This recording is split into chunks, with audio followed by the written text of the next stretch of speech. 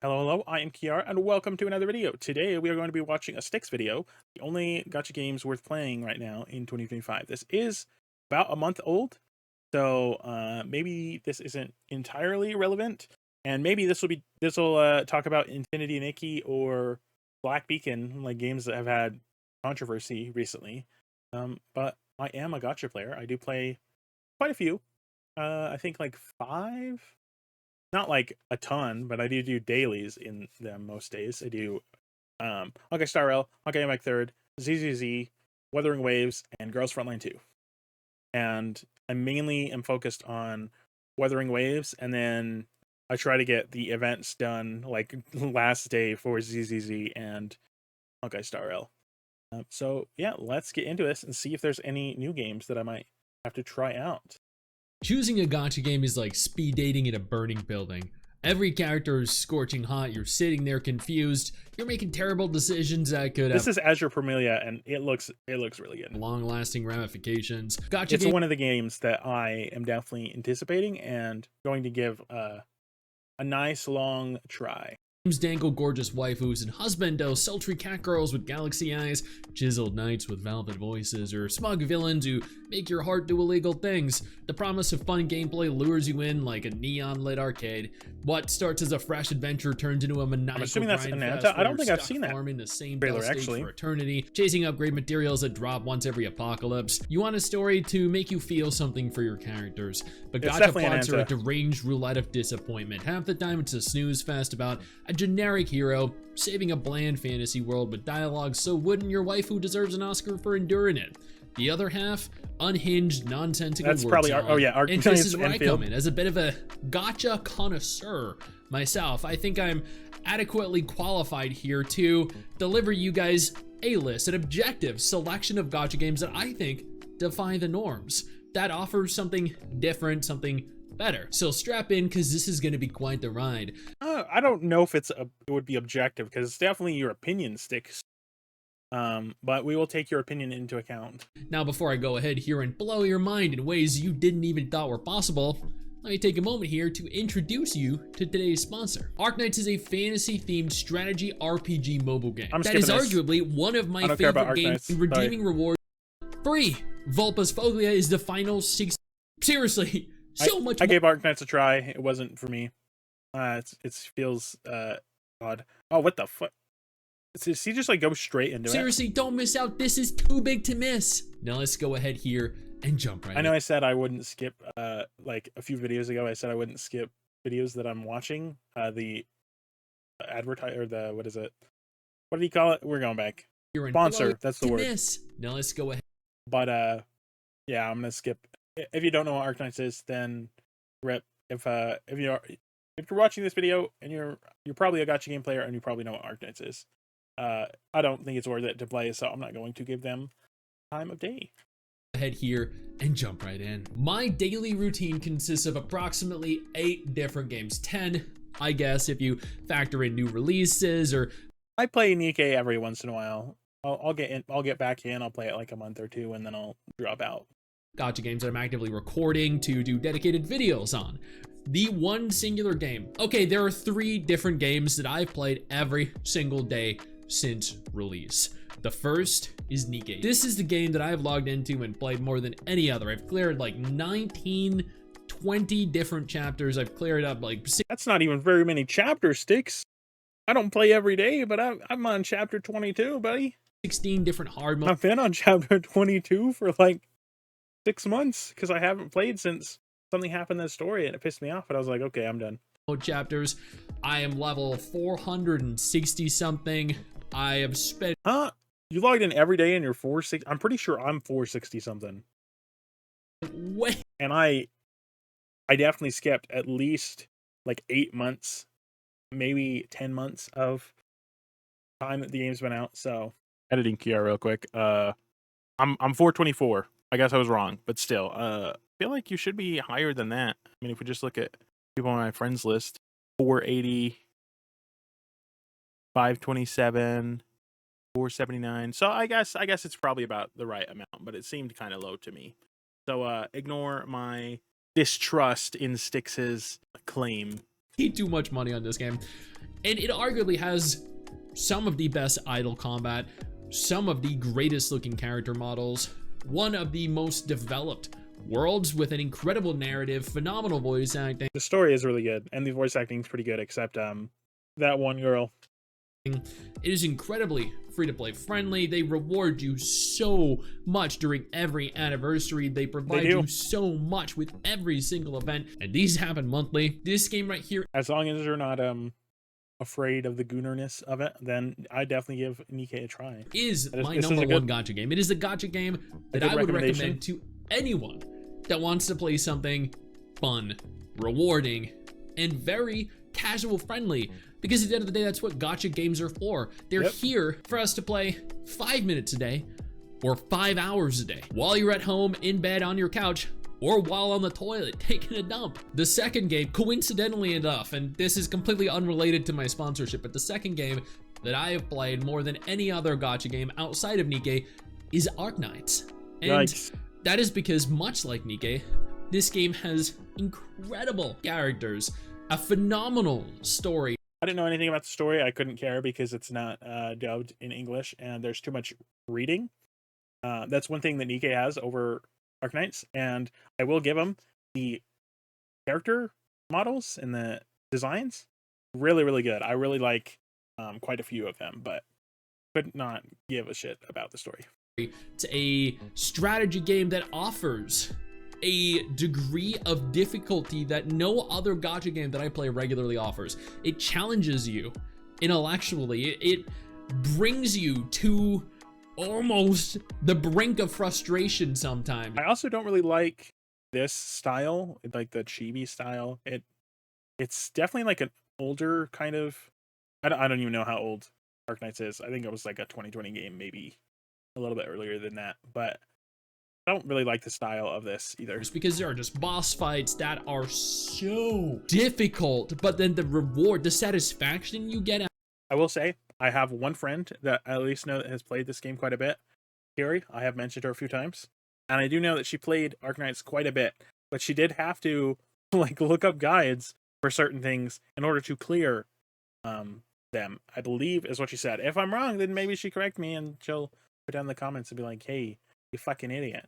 That's not what I said at all. After successfully conquering a feat that is that grand is just incomparable to any other gacha game out there.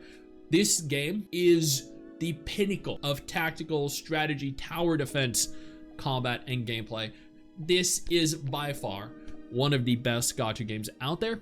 I think that Nikke's events with the tower defense have been way better than Arknights, in my opinion. Although that is saying I've only gotten to like chapter 4 of Arknights when I was giving it a try, which is quite a few hours of time, but still. Absolutely no contest. Not only are they generous, not only is it also incredibly fun, not only is the gameplay challenging and the game challenging overall, the voice acting is great, the narrative is fantastic, the character models look great, but they also update incredibly regularly, offering lots of new mechanics that are, interestingly enough, introduced and also differ quite significantly to other game mechanics per event and also per story chapter. You can tell a lot of effort, a lot of passion went into this game, and with Nikke too, admittedly. The third gacha game that I have not missed logging into since it released, Wuthering Waves. This right here is the best action gacha game out there. This is my favorite action. This is my favorite gacha game that I'm currently playing. I know some of you are like, no, Stix, no, Punishing Gray Raven, no. Punishing Gray Raven is ass. I gave it a good solid like 12 hours.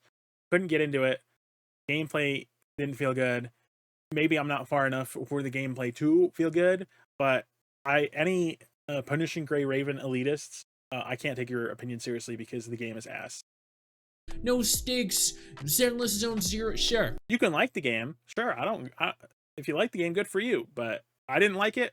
It felt bad. It felt like a copy of Honkai Impact 3rd, but worse. And yeah, if you are basing your opinions on Punishing Gray Raven is like one of the best games ever, then I think your opinions are bad.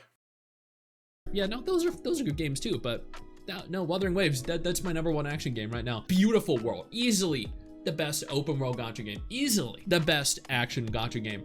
As of 2.0 Wait, we're not skipping past that, Stix. You just right now, beautiful world, easily you the just best used your open forte world for gacha no game, reason right easily here. the best action gacha game.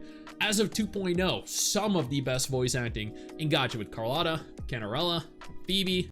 Well, Carlotta is the GOAT, Jennifer English, and she is one of the best voice actresses in recent games. Everything she is in is absolutely golden, and everything that she's going to be in seems to be really good. What is it? Something of Annihilation? I can't remember. Trials? No.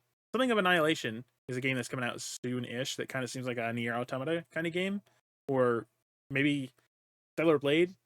I actually haven't played Stellar Blade, so I'm not going to say that. But that game looks really good. Expedition 33 looks really good. I haven't played it yet because poor, but I'll play it eventually. I'm sure I'll like it. But I mean, yeah, Carlotta. Zani, Brant. Zani, yep, Brant. I don't really care about Brant, but he's fun. He has a nice voice. Zani, the Italian accent, perfect. Cantarella, really good. So many incredible voices, so many incredible characters, a beautiful world that's only continuing to get better looking, incredibly generous developers, incredibly... I don't know when this was done, if this is before or after the anniversary, but not as generous as they could be, but they're still, I mean, I still like the game, so yeah. Generous game. This game right here with its story, its narrative style, and the world, the free flying feature, Yep, the flying in Renacida is really nice. the ability to run up walls, the fact that they've implemented and offered so much for free rewards you for playing, whether you're a paying player. Can you turn off your HUD? I don't even know how Stix has this gameplay. Can you turn off your HUD? Or a free player. There's almost nothing that I would criticize about WoWA in its current form. Maybe back at 1.0, sure, but not in the form it is currently in right now. I mean, I respect it for sticking with the game, but like myself, I took a long break from the game and let it cook, and now I'm back and I'm enjoying it. But you can't really blame anybody for stopping and playing the game for a while, because it really peaked 2.0, and after that is peak. Anything before that isn't quite as good, but it does start to get better the closer you get to 2.0.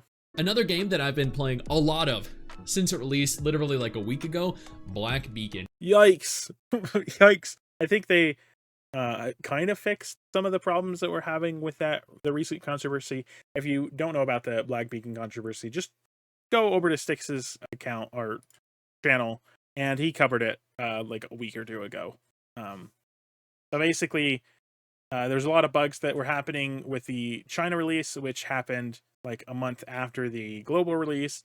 And instead of compensating China the same way that they compensated global, China got like a 5-star selector and like 30 polls, whereas global only got like 20 standard polls, which was like a big slap in the face. And similar to the Infinity Nikki drama, this stuff happened during the Lunar New Year, the Chinese New Year, whatever you want to call it.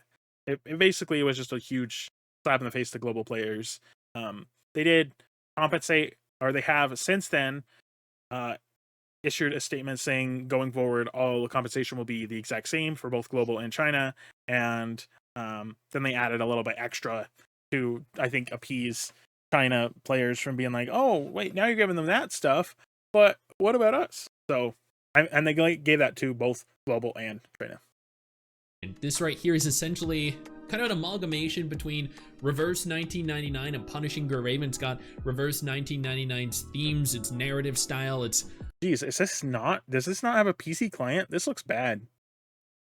I believe also its cast of voice actors, while at the same time having a combat system that is akin to something like Ether Gazer and Punishing Gray Raven, while being more open areaed, but also instanced. Looks very hack and well. slash. I'm not really interested in this at all. Came out of nowhere. I've been covering. Plus the drama that happened, even though they've since addressed it and I kind of fixed it, I have no desire to ever try this. Covering it for a while, but plus the fact that this looks like there's no PC client. Which I Man, think was also actually part of the drama. They were like, I'm pretty sure they said, obviously, if I'm wrong with any of this, feel free to call me out and say, like, shut up, don't talk about shit you don't know exactly about, you're not 100% sure about. That, fair enough. But I'm recalling that they said that they were going to ban anybody who's trying to use, like, emulators, but then with the China release, they were like, oh yeah, we don't care. So that was another issue. And so that is making me 100% believe that this is probably actually on an emulator, actually, now that I'm looking at this, VQER. The fuck? But they're used to not allow emulators, and they would ban you. and has this game been an experience that I did not expect? This, hands down, has been one of the best releases of the last year. This is a breakout hit. It's unfortunate that he made this video, and then he talked about the Black Beacon drama probably only like a week later from this. It's beautiful. It's well Is Infinity Nikki well next? voice acted. Ghost Frontline 2 is next. Fun Okay. combat. I just wish that it also had a PC client, like a native PC client, and we didn't have to use a Google Play beta client to play it. Yeah. That is literally. Oh, he's probably playing on the Google Play beta client, which is yikes. I don't care about a Google Play client. I'm not going to ever download that. The one single drawback that I think is holding the game back from truly excelling, that is very strongly inhibiting it. But you know what? Like Punishing Raven, like Ether Gaze, or like many gacha games out there, I'm sure they will remedy that some point down the line. Girls Frontline 2. Okay, you know what? I've actually found a fourth. I actually really like Girls Frontline 2, and the gameplay is so fun that I actually bought it looks very XCOM 2 esque, like gameplay wise. I don't know if that's true or not. I've only played a little bit of XCOM on like a PlayStation years ago, and so I actually bought XCOM 2 recently, and I'm gonna give it a try because I actually really like this game. Gacha game that I've logged into every single day since it released. Now, admittedly, Girls Frontline 2 has only been available for like 5 months, 6 months now, so it's not nearly as long a period as Nikke, Wuwa, or Arknights, but I've not missed a day logging into Girls Frontline 2 either. Where's your Kluki skin? Where's your Kluki skin? If you've been logging in, where's your Kluki skin? Honestly, and it's also very easy to do daily. It's very casual friendly. Admittedly, not at all free to play friendly this game.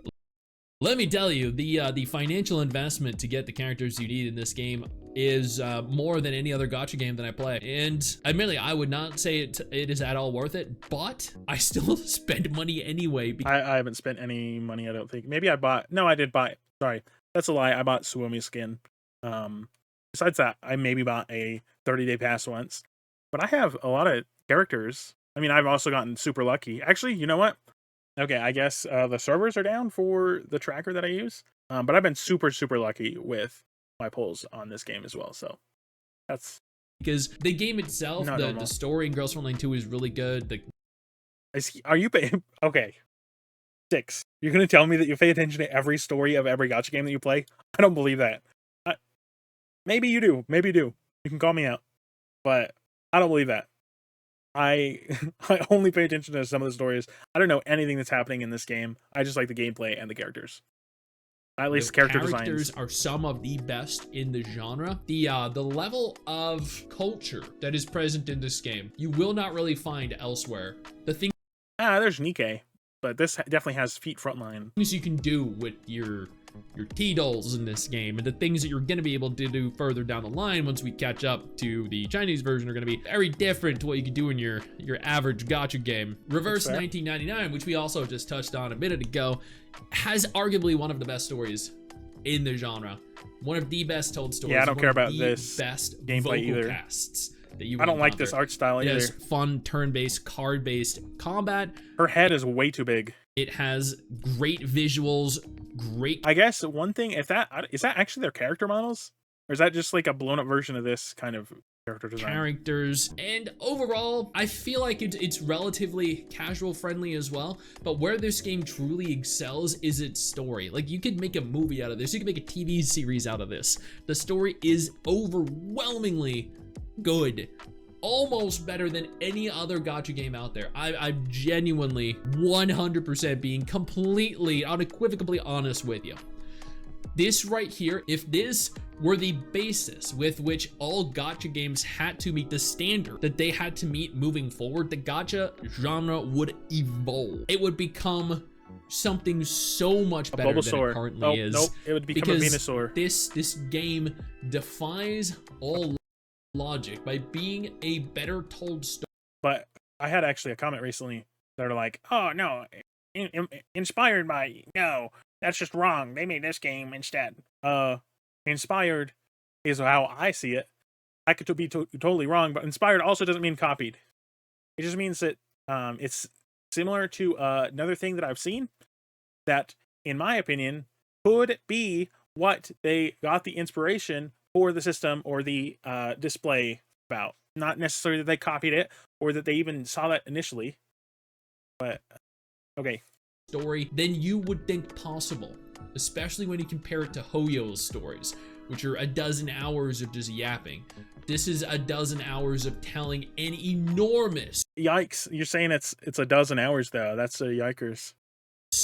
Eclipsing overarching. Until like very end of Penacony, I actually really liked Manga Star Rail's story. So story that is beautiful, and it's just, you have to experience it to truly understand how good it is. Another game that you really have to experience to see is this Tribe 9? How good it is Guardian Tales. Okay. It doesn't look the I best. thought I was going to say Tribe 9 because Tribe 9 is EOSing in December, and it's only been out for like 3 months. So it doesn't play the best, but this game right here is a callback, a throwback to the old Legend of Zelda games. This is a quirky, cool. This is a comical. I didn't really care about the old Legend of Zelda games. I only played one of them. I can't even think of the name. I'm not going to try to think of the name because it's just going to make me think here for like 2 minutes and I'm not going to remember, and then I'm going to have to cut it out, and it's going to be a whole thing. But it is definitely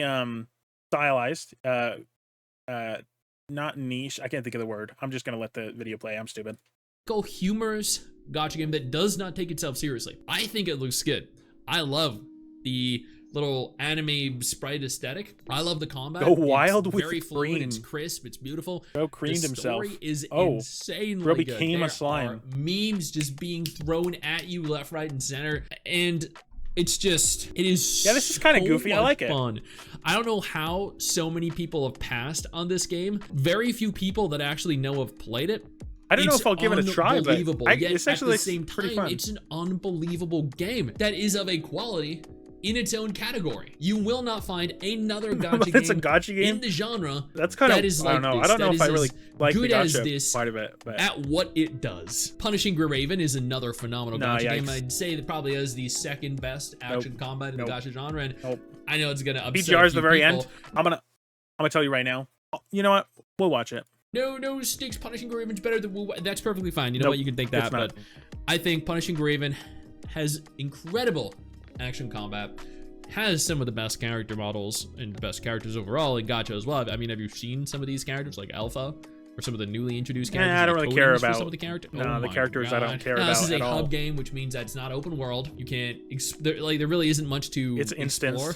You run in very small, condensed little linear rooms. Yep. But the gameplay is just here we got a Bronya looking character. Is so complex, so deep. The characters are so diversified, and because it's not a massive open world, they can focus on the things that matter in this game, like the story, like the character models, and like the combat. This is, I think, the pinnacle of what a hub gacha game has to offer. It is arguably the best at what it does. And those are the gacha games that I think are worth playing in April 2025. If you're looking to start a gacha game right now, these are the gacha games to play. You have action games, you have... I would say don't try PGR. But going back through this, he said Nikkei. I would say Nikkei is a good one. Arknights, I didn't care about Arknights, but if you are interested in that kind of style, definitely give it a try. Weather Waves, that would be my number one gacha game right now. Black Beacon, I would say no. Girls Frontline 2, I'd say yes. Aurora 1999, don't care. Guardian Tales actually does look pretty fun. Maybe I'll give that a try. And PGR, I would not give it a try. So 1, 2, 3, 4 out of like 8 that he recommends, maybe 9. Hey, that's a passing score in the UK, I think. But yeah, good video, Stix. I watch you quite a bit, so keep it up. I'm not subscribed. I do have other accounts. This is just the account that I post on, and so this is the account that I watch videos on. So I'm not subscribed on this account, but I am subscribed on the other account. So yeah, if you did enjoy the video, don't forget to like and subscribe, and comment down below if you have anything else you want me to react to. Until next time, you guys have a wonderful day/night. Bye bye.